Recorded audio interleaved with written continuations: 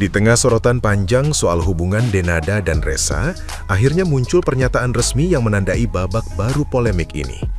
Melalui kuasa hukumnya, Muhammad Iqbal, Denada menegaskan bahwa Ressa Rizky Rosano merupakan anak kandungnya dan selama ini tidak pernah diabaikan. Fasilitas hidup serta pendidikan sejak Ressa masih kecil. Penegasan ini sekaligus merespon pernyataan Ressa yang sebelumnya viral setelah tampil di podcast Denny Sumargo dan menyoroti perlakuan berbeda yang ia rasakan dibanding sang adik. Pihak Denada menjelaskan bahwa perbedaan itu lebih disebabkan oleh jarak dan kondisi, bukan karena hilangnya kasih sayang sebagai seorang ibu. Namun, pengakuan tersebut justru memicu gelombang reaksi baru dari publik. Netizen yang budiman mempertanyakan mengapa klarifikasi tidak disampaikan langsung oleh Denada, melainkan melalui kuasa hukum.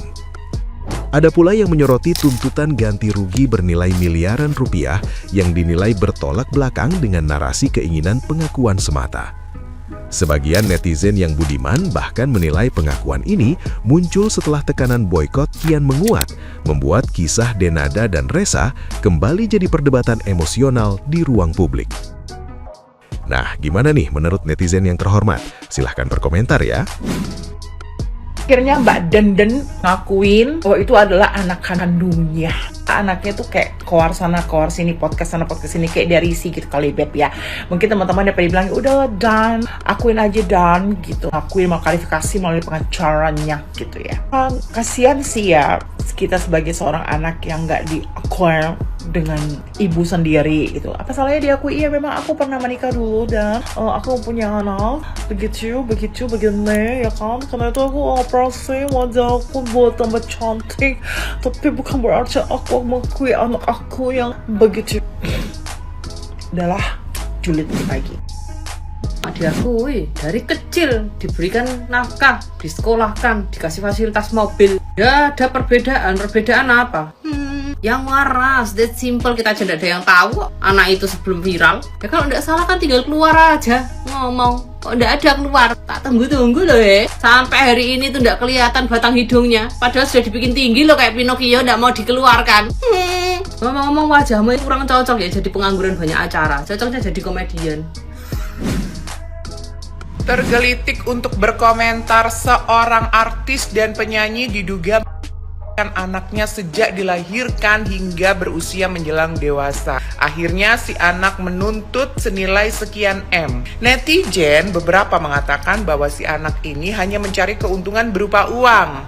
Lala. Lalu, menurut kalian kalau kalian jadi anaknya apa yang mau kalian tuntut? Kasih sayang, pengakuan.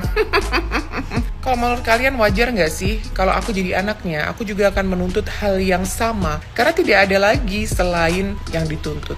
Berharap apa? Kasih sayang, pengakuan. Sudah tidak mungkin, kan aku anak yang dari awal sudah tidak diharapkan dan ingin Dan bagaimana perasaan anak manusia ketika dia mengetahui saudara kandungnya diusahakan sedemikian rupa, mulai dari pendidikan, kesehatannya sampai ke luar negeri, sementara dirinya sendiri, bahkan tersiar berita dia pernah dijadikan sopir pribadi oleh almarhum neneknya. Sementara mama kandungnya mengakui dia hanya sebagai saudara kayak sepupu atau apa gitu. Bahwa pertimbangan untuk menitipkan anaknya kepada saudaranya adalah demi karir, karena diduga si ibu usianya masih sangat belia dan perjalanan masa depannya masih cukup panjang, begitu penilaiannya. Jadi menurut saya pribadi, ya emang anak ini benar-benar tidak diharapkan. Berbeda dengan kondisi orang yang tidak mampu membiayai kemudian anaknya dititipkan di panti asuhan. No, ini emang sengaja anak ini supaya karir ibunya tetap melejit. Betapa sakitnya hati seorang anak. Itu kalau menurut pendapat saya. Kalau menurut pendapat kalian berbeda, jangan bertengkar. Nyesek banget mama, baru selesai nonton podcastnya Denny Sumargo ya tentang Ressa, anak kandung dari Denada ya, seorang artis besar di Indonesia yang sekarang tuh lagi naik lagi karena dia kan lagi viral karena dia mempermak mukanya tuh ya, habis duit berjuta-juta itu. Sampai gue udah gak kenalin lagi karena kan mukanya berubah ya, karena kan kalau nggak tahu artis pokoknya artis di zaman gue dulu masih muda juga deh ya. Denada ya, tolong Denada ya, lu akuin anaknya ya. Anak lu mana ganteng anaknya, ya Allah, bener-bener dia cuma butuh diakuin sebagai anak. Habis dari situ dia udah nggak nuntut lu harus bagaimana, ya. Untuk Reza juga ya, ini mah bener ya, kisahnya bener, bukan anak maling kundang tapi ibu maling, jadi ibu maling kundang. Denada, gue mohon Denada ya, gue nangis lu nonton podcastnya bener deh emak-emak, ya Allah tega banget ya, tega banget, gue nggak tega deh, nggak tega. Tapi Reza itu bersyukur banget ya, dia berada di keluarga yang sangat tepat gitu ya, masih pihak saudara juga, keluarga juga, dan pengacaranya juga itu kan ipar ya, ipar dari anak ibu yang dianggap mamah gitu. Aduh, gue bener-bener gak tega ibu mama gue nontonnya ya. Aduh, bener-bener sepanjang gue nonton kayak gue tuh kayak gerem gitu loh ya. Gue gerem gitu loh, ini bener-bener ya. Semoga ya Reza tuh menjadi anak yang kuat ya, sehat, terus dia sukses ya. Terus dia gak meninggalkan mama angkatnya dan keluarga yang membesarkan dia ya, daripada sama ibu kandungnya ya. Udah kagak usah tinggal sama ibu kandung, udah cuman please ya, lu habis duit berjuta-juta untuk mermak ya, itu aja lu aja udah ngebohongin yang ciptain lu gitu loh ya, dengan lu tuh kayak begitu ya. Aduh, jadi gue jadi melebar kemana-mana, ntar gue jadi julid ya. Ya Allah mama, gue gak tega, gue nangis banget.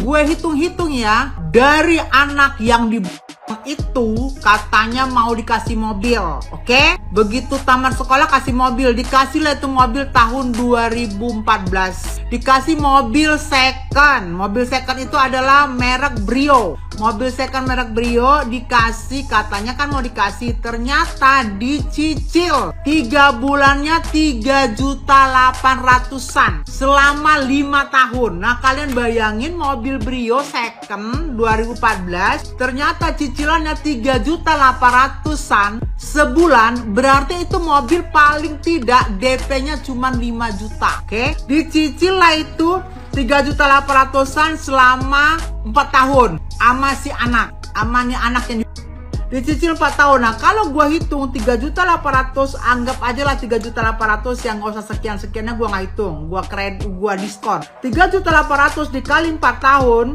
4 tahun berarti 12 kali 4 berarti sekitar 12 kali 4 sekitar berapa tuh?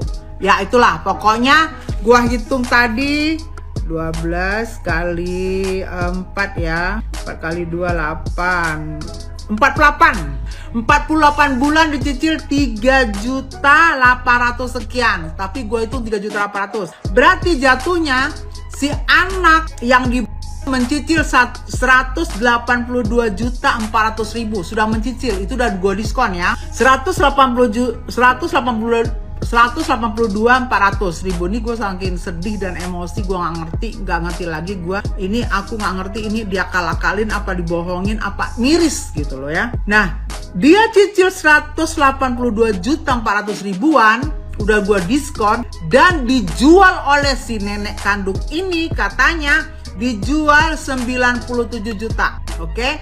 Dengan iming-iming akan diganti dengan mobil baru. Ini orang mau aja lagi nih anak-anak ternyata mobil barunya ini di DP lagi, di DP cuma 20 juta. Padahal dijual 97 juta sama si nenek kandung.